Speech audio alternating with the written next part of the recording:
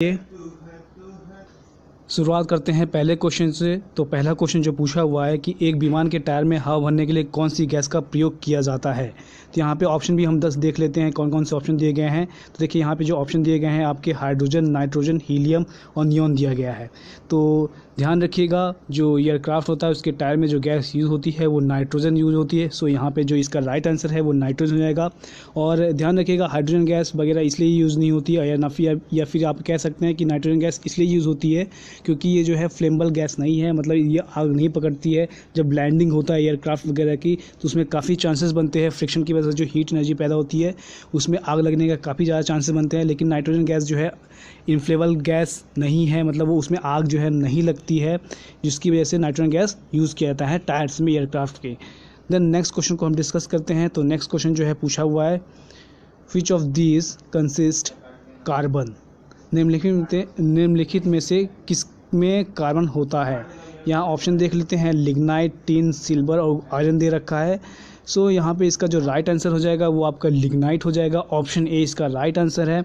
और लिग्नाइट जो है मैं आपको ये बता दूँ, जो लिग्नाइट है एक तरह से ये कोल का फॉर्म है। जैसे कि 4 तरह के कोल होते हैं आपके, पीट होता है, लिग्नाइट होता है, एंथ्रासाइट होता है, बिटुमिनस होता है, जिसमें सबसे ज़्यादा परसेंटेज ऑफ कार्बन जो प्रेजेंट होता है वो आपके एंथ्रासाइट में होता है। तो अगर बात किया जाए, पूछता है कभी किसी एग्ज़ाम में कि सबसे अच्छा कोल कौन सा होता है या फिर सबसे ज़्यादा परसेंटेज ऑफ कार्बन जो है किस में प्रेजेंट होते हैं, तो वो ध्यान रखिएगा वो एंथ्रासाइट कोल है, उसमें सबसे ज़्यादा कार्बन प्रेजेंट होते हैं। तो यहाँ पे कार्बन की बात की गई थी, इसलिए यहाँ पे जो आंसर है आपका लिग्नाइट हो जाएगा, यानी कि ऑप्शन ए। नेक्स्ट क्वेश्चन जो है पूछा हुआ है कि रेशम के कीड़े के पालन को क्या कहा जाता है, यानी कि इंग्लिश में बात किया जाए तो rearing of silk worm is known as.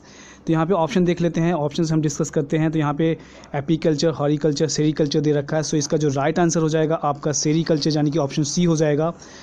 तो बाकी ऑप्शन को हम डिस्कस कर लेते हैं। तो एपीकल्चर किसे कहते हैं, मधुमक्खी के पालन को जो है एपीकल्चर कहते हैं। और बात किया जाए फ्लोरिकल्चर, तो फ्लावर की खेती को या फिर फ्लावर की पालन को जो है वो आपको फ्लोरिकल्चर कहा जाता है। तो ये भी आपको ध्यान रखना है। हॉरिकल्चर जो है आपको study of fruits and flower producing plant, उसके लिए जो है हॉरिकल्चर यूज़ होता है। तो ये सारी चीज़ें आपको ध्यान रखना है। नेक्स्ट क्वेश्चन जो है बायो से पूछा हुआ है। इसमें पूछा हुआ है कि what is the main purpose of white blood corpus, यानी कि जो वाइट ब्लड WBC होता है वो उसका मेन पर्पस क्या होता है। तो उसका जो मेन पर्पस है वो जो इन्फेक्शन से लड़ना काम होता है। तो इसका राइट आंसर जो है आपका टू कॉम्बैट विथ इन्फेक्शन हो जाएगा। एक क्वेश्चन ये पूछता है कि RBC और जो WBC है उसका क्या रेशियो रहता है हमारे ब्लड में। तो ध्यान रखिएगा RBC का जो रेशियो रहता है और WBC के कंपेयर में 600:1 रेशियो में जो है RBC और WBC जो है प्रेजेंट होते हैं हमारी ब्लड में। और बात किया जाए नंबर ऑफ़ डेज़ की कितने दिन तक जो है RBC रह सकता है या फिर लाइफ स्पैन है उसकी RBC की, तो 120 डेज़ जो है RBC की लाइफ स्पैन है। तो ये भी एग्ज़ाम में क्वेश्चन पूछता है इन क्वेश्चनों में। और जो वाइट ब्लड सेल है या फिर कॉर्पस है वो क्या कॉम्बैट करती है इन्फेक्शन से, और इसको जो है लिकोसाइट्स बोलते हैं। ये इम्यून सिस्टम का मेजर पार्ट है। तो ये जितने भी डिजीज़ होते हैं जैसे वायरस होती है, बैक्टीरिया ह्यूमन बॉडी में, इसके लिए ये वहाँ पे लड़ती हैं और हमको जो है इन्फेक्शन वगैरह से बचाती हैं। और ये जो WBC है वो प्रोड्यूस होता है बोन मैरो में। ध्यान रखिएगा ब्लड जो है प्रोड्यूस होता है बोन मैरो में, और उसका ये जो डेड होता है, जो ब्लड डेड होता है वो कहाँ पे होता है, वो स्प्लीन में जाके डेड होता है। तो ये भी क्वेश्चन एग्जाम में बनते हैं इनसे। देन नेक्स्ट क्वेश्चन पूछा हुआ है कि outer membrane of that covers the brain is, तो उसको क्या कहा जाता है। तो उसका जो राइट आंसर होगा आपका यहाँ पे देख लीजिए, पहले ऑप्शन देख लेते हैं। तो ऑप्शन में जो इसका दिया गया है myelin sheath, duramater, arachnoid membrane, piamater. So outer membrane जो ब्रेन का होता है उसे डूरामीटर कहते हैं। और ये जो डूरामीटर है वो क्या करता है, तो मैं आपको बता दूँ, ये ट्रांसपोर्ट करता है ब्लड को हार्ट से ब्रेन में। तो ध्यान रखिएगा जो आउटर मेम्ब्रेन है ब्रेन का उसे डूरामीटर कहा जाता है। नेक्स्ट क्वेश्चन को डिस्कस करते हैं। तो नेक्स्ट क्वेश्चन जो है which of following is not part of atom. जो एटम होता है उसका इसमें से कौन सा पार्ट नहीं है। तो ऑप्शन में दिए गए हैं electron, proton, neutron and photon. So यहाँ पे जो ये क्वेश्चन जो है काफ़ी ईजी है। तो इसका जो राइट आंसर ऑप्शन डी हो जाएगा, क्योंकि इलेक्ट्रॉन, प्रोटॉन तो प्रेजेंट होते हैं, साथ ही साथ न्यूट्रॉन भी प्रेजेंट होते हैं। तो फोटोन क्या होता है, ये पैकेट ऑफ एनर्जी होता है। सो फोटोन प्रेजेंट नहीं होते हैं एटम में। तो ऑप्शन डी जो है इसका राइट आंसर हो जाएगा इस क्वेश्चन का। नेक्स्ट क्वेश्चन जो है पूछा हुआ है, आप क्वेश्चन के नंबर पे मत जाइएगा। विच of following is a fossil fuels. Fossil fuels इसमें कौन सा है, मतलब जो जीवाश्म ईंधन होता है इनमें से कौन सा है? Alcohol, ether, water gas. अच्छा, वाटर गैस क्या होता है मैं आपको ये बता देता हूँ। तो देखिए, वाटर गैस जो होता है वो जनरली कार्बन डाइऑक्साइड और हाइड्रोजन को जो है वाटर गैस कहते हैं। सो यहाँ पे पूछा हुआ है फॉसिल फ्यूल्स के बारे में, तो फॉसिल फ्यूल्स जो है यहाँ पे आपका डी नेचुरल गैस हो जाएगा। जो नेचुरल गैस है उसका जो मेन कॉन्स्टिट्यूएंट होता है वो मीथेन होता है और वो as a fossil fuels work करता है। जो कंप्रेस नेचुरल गैस होती है उसमें भी मीथेन का जो परसेंटेज है वो सबसे ज़्यादा होता है। सो इस क्वेश्चन का जो राइट आंसर होगा वो ऑप्शन डी होगा। नेक्स्ट क्वेश्चन जो है पूछा हुआ है, which of following pair is not correctly matched. तो यहाँ पे ऑप्शन दिया गया है ascorbic acid lemon, maltose malt, acetic acid curd, formic acid red ant. तो यहाँ पे जो राइट आंसर हो जाएगा आपका, यहाँ पे पूछा है कि कौन गलत मतलब सही नहीं है। सो यहाँ बात किया जाए एसिटिक एसिड की, तो एसिटिक एसिड जो है कर्ड में नहीं पाया जाता है ये, बल्कि कर्ड या मिल्क में जो खट्टापन जो मिल्क होता है या फिर जो कर्ड होती है उसमें जो है आपका लैक्टिक एसिड पाया जाता है। तो ऑप्शन सी जो है इसमें गलत मैच है। और एक क्वेश्चन बहुत इंपॉर्टेंट है इसमें, जैसे रेड एंट, तो रेड एंट जो लाल चींटियाँ होती हैं तो उसमें कौन सा एसिड पाया जाता है? जब लाल चींटियाँ हमें काटती है तो हमें कुछ चिनचिनाहट या पेन टाइप का महसूस होता है, तो वो पेन टाइप का किसकी वजह से महसूस होता है? वो फॉर्मिक एसिड की वजह से महसूस होता है। सो अगर कभी पूछे कि जो रेड एंट है, लाल चींटियाँ हैं, उसमें कौन सा एसिड प्रेजेंट होता है, सो उसका आंसर फॉर्मिक एसिड हो जाएगा। और दूध पूछा जाए, खट्टे दूध या फिर कर्ड या दही वगैरह में कौन सा एसिड प्रेजेंट होता है, तो उसका आंसर जो है आपका लैक्टिक एसिड हो जाएगा। और बात किया जाए एसॉर्बिक एसिड की, तो ये लेमन सही है। लेमन में सिट्रस एसिड भी कहते हैं। नेक्स्ट क्वेश्चन जो है पूछा हुआ है कि बुलेट प्रूफ जो विंडोज़ होती हैं उसमें कौन सा पॉलीमर यूज़ होता है। तो ऑप्शन देख लेते हैं एक बार। तो ऑप्शन जो यहाँ पे दिया गया है वो पॉलीकार्बोनेट दिया गया है, पॉलीयूथरीन दिया गया है, आपका पॉलीस्टीरीन दिया गया है, देन लास्ट ऑप्शन जो है पॉलीअमाइड दिया गया है। तो ध्यान रखिएगा, बुलेट प्रूफ जो विंडोज़ होती हैं उसमें जो पॉलीमर यूज़ होता है वो होता है पॉलीकार्बोनेट। सो इसका जो राइट आंसर हो जाएगा वो ऑप्शन ए हो जाएगा। अब नेक्स्ट क्वेश्चन को डिस्कस करते हैं। तो नेक्स्ट क्वेश्चन जो है पूछा हुआ है कि milk openly place for some time become so due to. वही क्वेश्चन हो गया जो मैंने अभी थोड़ी देर पहले डिस्कस किया था कि मिल्क जो है खट्टापन क्यों आता है मिल्क में। तो ये देखिए, जो मिल्क होता है उसमें लैक्टिक एसिड की प्रेजेंस से वो जो है आपका खट्टापन उसमें आ जाता है, या फिर आप कह सकते हैं वो दही बन जाता है। सो इसका जो आंसर होगा वो लैक्टिक एसिड होगा। लैक्टिक एसिड की वजह से जो दूध है उसमें खट्टापन आ जाता है। देन बाकी एसिड जो है जैसे साइट्रिक एसिड है, तो साइट्रिक एसिड जो है बेसिकली आपका ये लेमन्स वगैरह में पाया जाता है। तो ये भी आप ध्यान रखेंगे, कभी कभी पूछता है एग्ज़ाम में ये सारी चीज़ें। नेक्स्ट क्वेश्चन जो है पूछा हुआ है, which of following substance use for preservation of food stuff. यानी कि जो खाद्य पदार्थ हैं उनको संरक्षण करने के लिए निम्न में से कौन सा पदार्थ उपयोग किया जाता है। तो इसका जो राइट आंसर है वो आपका सोडियम बेंजोनेट हो जाएगा। सोडियम बेंजोनेट जो है यूज़ किया जाता है प्रिजर्व करने के लिए फूड को, जो भी फूड है उनको प्रिजर्व करने के लिए। सो यहाँ पे ऑप्शन जो है सी इसका राइट आंसर हो जाएगा। नेक्स्ट क्वेश्चन पूछा हुआ है कि which one of following gases released from biogas used as a fuel gas. मतलब निम्न गैस में से एक जो बायोगैस संयंत्र में निकाली जाती है ईंधन गैस के रूप में उपयोग किया जाता है। तो इसका जो बायोगैस है, जो आप बायोगैस या गोबर गैस जानते हैं, तो उसमें जो गैस यूज़ होती है एज ए फ्यूल वो मीथेन होती है। सो इसका यहाँ पे राइट आंसर आपका मीथेन हो जाएगा। मीथेन का जो फॉर्मूला है वो CH4 हो जाएगा।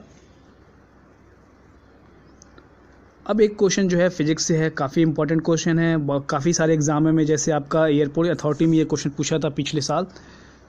सो इसमें ये क्वेश्चन मैं आपके सामने देख रहे हैं स्क्रीन में। तो क्वेश्चन पूछा हुआ है कि यदि एक लड़का जो है ट्रेन में बैठा हुआ है और जो ट्रेन है वो कांस्टेंट वेलोसिटी से चल रही है, तो अगर वो एक बॉल को थ्रो करता है हवा में ऊपर स्ट्रेट, सो तो बॉल क्या, वो जो बॉल होगी तो वो क्या होगा कि वो जो बॉल है वो उस जो बॉय है उसके फ्रंट में गिरेगी, या फिर उसके बिहाइंड में गिरेगी, या फिर उसके हाथ में गिरेगी, या फिर नन ऑफ एबव। सो यहाँ पे जो बॉल है, देखिए ट्रेन चल रही है कांस्टेंट वेलोसिटी से, तो वो उस कांस्टेंट वेलोसिटी से जो है बॉल को जब ऊपर थ्रो करता है तो जब बॉल है वो उसके हाथ में आके गिरेगी। तो यहाँ पे जो आंसर राइट हो जाएगा वो आपका ऑप्शन सी हो जाएगा। ये अगर क्योंकि ये ऐसा इसलिए होता है क्योंकि इनर्शिया जो आपका इनर्शिया है उसकी वजह से ये चीज़ जो होता है कि बॉल जो है डायरेक्ट आपके हाथ में आ जाती है। सो यहाँ पे आप ध्यान रखेंगे, इसका जो राइट आंसर है वो ऑप्शन सी है। नेक्स्ट क्वेश्चन जो है पूछा हुआ है कि which one of following used as manufacture of soap, मतलब जो सोप बनती है, जो साबुन बनता है, उसमें से कौन सा यहाँ पे ऑयल यूज़ किया जाता है। तो यहाँ पे ऑप्शन दिया गया है vegetable oil, Mobil oil, kerosene oil, cutting oil. तो देखिए इसका जो राइट आंसर हो जाएगा वो option A vegetable oil use किया जाता है मैन्युफैक्चरिंग ऑफ सोप में। और जो कटिंग ऑयल है वो जनरली आपके कटिंग टूल्स जो रिपेयर होते हैं, जैसे कि आप ड्रिलिंग करते हैं, बोरिंग करते हैं, जो लेथ मशीन में यूज़ करते हैं, उसमें जो है cutting oil as a lubricant use किया जाता है। तो यहाँ पे मैन्युफैक्चर ऑफ सोप पूछा हुआ है तो वेजिटेबल जो ऑयल जो है यूज़ किया जाता है। देन नेक्स्ट क्वेश्चन जो है पूछा हुआ है कि the safest temperature for keeping food in fresh in refrigerator, मतलब जो फ्रीज होता है उसमें खाना ताज़ा रखने के लिए कितना तापमान रहना चाहिए या फिर किया जाता है, कितना मिनिमम जो टेम्परेचर है रेफ्रिजरेटर में वो मेंटेन करते हैं for the keeping of food. So इसका जो राइट आंसर होगा वो 4 डिग्री सेल्सियस। 4 डिग्री सेल्सियस पे जो है सेफेस्ट टेम्परेचर है, जिसमें जो फूड है वो उसमें आपका कोई भी जो बायोलॉजिकल एक्टिविटीज़ हैं वो ज़्यादा नहीं हो पाएगी और वो जो आपका फूड है वो सेफ़ रहेगा। सो यहाँ पे ऑप्शन ए जो है राइट आंसर है। नेक्स्ट क्वेश्चन जो पूछा हुआ है कि the sun and moon appears elliptical near horizon because, जो सूर्य और चंद्रमा हैं किसके कारण जो हैं वो आपको इलेप्टिकल दिखाई देती हैं। सो इसका जो राइट आंसर हो जाएगा रिफ्रैक्शन की वजह से। आप ये रिफ्रैक्शन जो फिनोमिना अकर होता है उसकी वजह से जो है ये इलेप्टिकल हॉरिजन हमें दिखता है सन और मून के बीच में। सो इसका जो राइट आंसर है ऑप्शन ए हो जाएगा। और रिफ्रैक्शन होता क्या है कि इसमें जो रे ऑफ लाइट है वो पास करती है एक मीडियम से दूसरे मीडियम में। मीडियम आप कह सकते हैं रेयर हो सकती है या डेंसर हो सकती है। इनके जो रेयर मीडियम है उसका रिफ्रैक्टिव इंडेक्स डिफरेंस होता है, तो उसकी वजह से जो है हमें ये ऐसा प्रतीत होता है कि जो सन और मून है वो इलेप्टिकल हॉरिजन प्रोड्यूस करते हैं।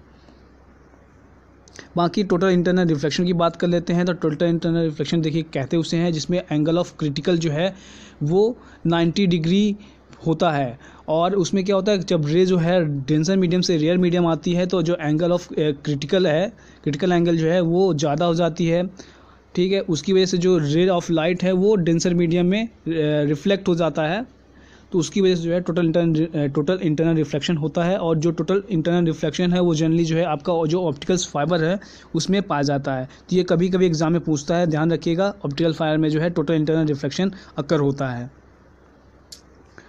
नेक्स्ट क्वेश्चन जो है फोटो इलेक्ट्रिक सेल से पूछा हुआ है कि फोटो इलेक्ट्रिक जो सेल होती हैं वो किसकी वजह से होती हैं, तो कहाँ पे यूज़ होता है। तो देखिए जो सोलर सेल्स होते हैं उसमें जो है फोटो इलेक्ट्रिक सेल्स यूज़ किए जाते हैं। सो यहाँ पे सिंपल क्वेश्चन है, इसका आंसर जो है ऑप्शन ए हो जाएगा। अब जो क्वेश्चन है उसमें पूछा हुआ है कि why the needle of iron swim on the water surface when it kept gently, जो पानी की सतह पर लोहे की सुई को धीरे धीरे रखने पर वो क्यों तैरती है। तो ये देखिए क्यों तैरती है, क्योंकि जो आपका डेंसिटी ऑफ निडल है वो less than that of water, जो डेंसिटी है निडल का, ये इसका जो राइट आंसर हो जाएगा वो आपको बता दूँ सरफेस टेंशन की वजह से जो है ये फिनोमिना अकर होता है, जिसकी वजह से जो निडल है वो आपकी सतह पे रहती है वाटर बॉडीज़ में। सो यहाँ पे ध्यान रखिएगा, इसका जो राइट आंसर है वो ऑप्शन सी हो जाएगा। फ्रेंड्स इस वीडियो का ये लास्ट क्वेश्चन है। तो ये क्वेश्चन पूछा हुआ है हु इन्वेंटेड रॉकेट, रॉकेट का आविष्कार किसने किया था। तो आप ध्यान रखिए, रॉकेट से एक और क्वेश्चन पूछता है कि जो रॉकेट है वो किस प्रिंसिपल पे वर्क करता है। तो ध्यान रखिएगा जो रॉकेट है वो कंजर्वेशन ऑफ मोमेंटम प्रिंसिपल पे वर्क करता है। तो यहाँ पे इन्वेंशन पूछा हुआ है रॉकेट का किसने किया था। तो रॉकेट का जो इन्वेंशन है वो रॉबर्ट गोडार्ड ने किया था, यानी कि ऑप्शन सी जो है इसका राइट आंसर हो जाएगा। सो फ्रेंड यहाँ पे हम वीडियो को एंड करते हैं। अगर आपको हमारा ये वीडियो पसंद आया हो तो इसको लाइक करना, शेयर करना ना भूलें। Thanks for watching and listening.